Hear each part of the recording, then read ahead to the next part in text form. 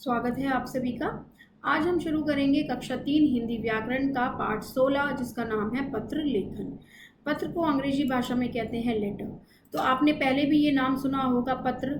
पत्र का क्या काम होता है? पत्र का हम जो भी अपने विचार होते हैं या फिर हमसे जो दूर होते हैं लोग, तो उन्हें हम क्या करते हैं, लिखकर अपने संदेश को पहुंचाते हैं। पत्र लेखन एक कला है। यह अपनी बात दूसरों तक पहुंचाने का एक सस्ता और सुलभ साधन है। इसके द्वारा हम अपना संदेश लिखकर दूर बैठे अपने मित्रों, रिश्तेदारों एवं परिचितों तक आसानी से पहुंचा सकते हैं। तो हमें क्या क्या करना होता है? पत्र लिखते समय हमें किन बातों का ध्यान रखना होता है, हम ये बताएंगे। पत्र लिखते समय हमें कुछ बातों का ध्यान रखना चाहिए जो इस प्रकार है। पत्र की भाषा सरल और स्पष्ट होनी चाहिए, यानी जिस के लिए हम जिस मकसद से हम वो लिख रहे हैं पत्र, तो वो वहाँ पर क्लियर होना चाहिए कि हम क्या कहना चाहते हैं। पत्र में जो समाचार लिखा जा रहा है वह स्पष्ट होना चाहिए। पत्र जितना छोटा हो उतना ही श्रेष्ठ है, यानी कम शब्दों में आपको अपनी पूरी बात उसमें लिखी होनी चाहिए। पत्र में यथास्थान आदर सूचक शब्दों का प्रयोग करना चाहिए।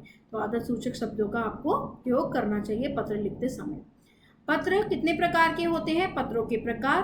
पत्र दो प्रकार के होते हैं, औपचारिक पत्र और अनौपचारिक पत्र। औपचारिक पत्र यानी कि फॉर्मल लेटर्स और अनौपचारिक मतलब इनफॉर्मल लेटर्स। तो औपचारिक पत्र क्या होते हैं विस्तार में बताएंगे।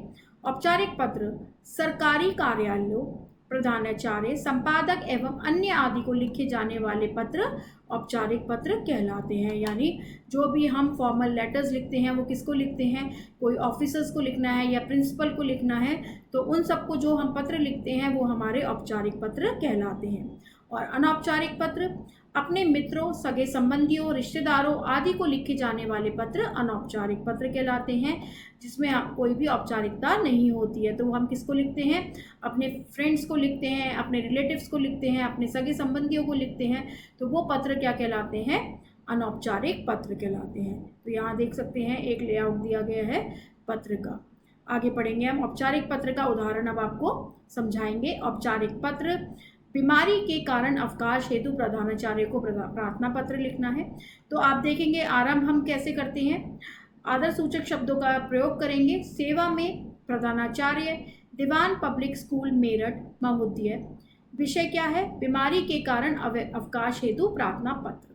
महोदय, सविनय निवेदन यह है कि मैं कल रात्रि से ज्वर से पीड़ित हूँ। डॉक्टर ने मुझे 3 दिन तक आराम करने व दवा लेने के लिए कहा है।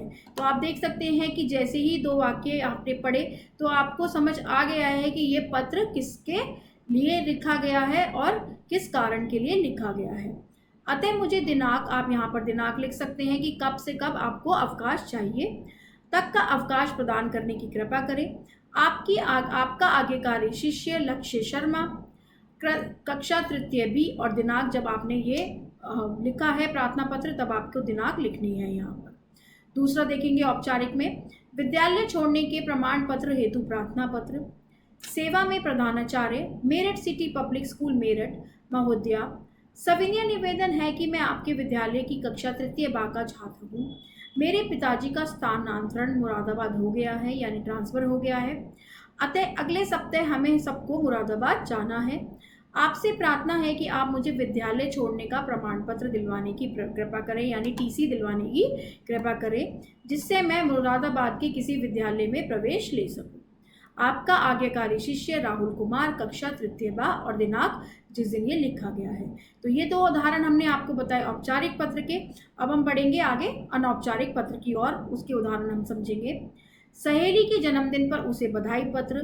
तो यहाँ पर आप देखिए हम अपनी सखी के लिए लिख रहे हैं, तो हम यहाँ पर सेवा में या इस तरीके का कुछ प्रयोग नहीं करेंगे।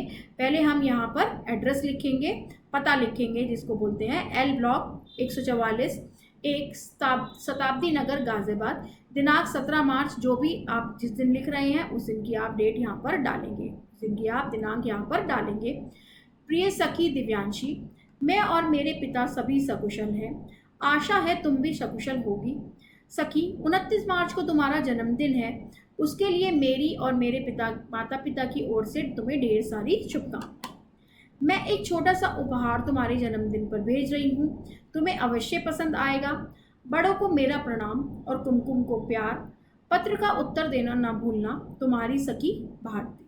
अब दूसरा उदाहरण देखेंगे अनौपचारिक पत्र का।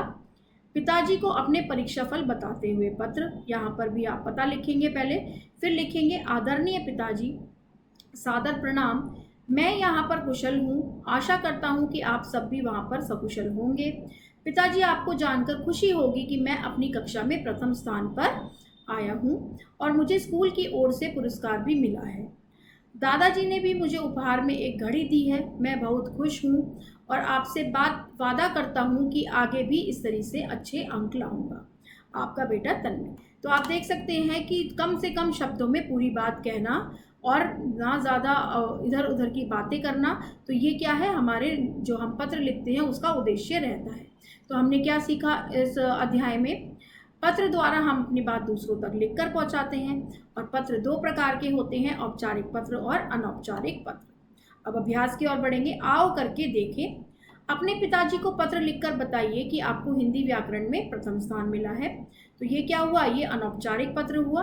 तो ग्राम रामपुर, दिनांक 20 मई 2025। आदरणीय पिताजी, सादर प्रणाम। मैं यहाँ पर कुशल हूँ और आशा करता हूँ कि आप सब भी सकुशल होंगे। मुझे ये बताते हुए बहुत खुशी हो रही है कि हमारे विद्यालय में आयोजित हिंदी व्याकरण प्रतियोगिता में मैंने प्रथम स्थान प्राप्त किया है। यह सब आपके आशीर्वाद और मेरे अध्यापकों के मार्गदर्शन से ही संभव हो पाया है। इस सफलता से मुझे आगे और अधिक मेहनत करने की प्रेरणा मिली है। आप मुझे आशीर्वाद देते रहें। आपका प्रिय पुत्र। यहाँ पर आप नाम लिखें। अगर पत्र में अगर जो प्रश्न है आपका उसमें नाम आपको दिया गया है तो वो आप वही नाम लिखेंगे, अपितु अपना नाम भी लिख सकते हैं। देखेंगे, गृह कार्य पूरा ना करने पर क्षमा याचना हेतु कक्षाध्यापक महोदय को पत्र लिखिए। तो यहाँ पे आप क्या लिख रहे हैं? औपचारिक पत्र लिख रहे हैं। सेवा में प्रधानाचार्य महोदय, फिर विद्यालय का नाम लिखेंगे और कहाँ से आप लिख रहे हैं वो पत्र लिखेंगे, नाम लिखेंगे, स्थान का। विषय, गृह कार्य पूर्ण न करने पर समय यापन की प्रार्थना।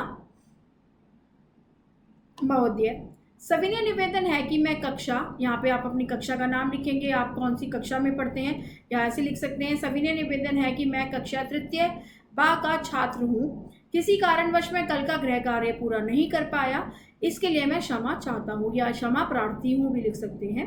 कृपया मुझे आज का गृह कार्य पूरे करने के हेतु एक दिन का समय देने की कृपा करें। मैं वादा करता हूँ कि आगे से ऐसी स्थिति उत्पन्न नहीं होगी। धन्यवाद, आपका आज्ञाकारी छात्र। आप यहाँ पर अपना नाम लिख सकते हैं, या फिर जो भी प्रश्न में नाम दिया गया होगा वो आपको यहाँ पर लिखना है। तो पत्र लेखन में हम इतना ही पढ़ेंगे। आशा करती हूँ आप सभी को समझ आया होगा। बहुत बहुत धन्यवाद।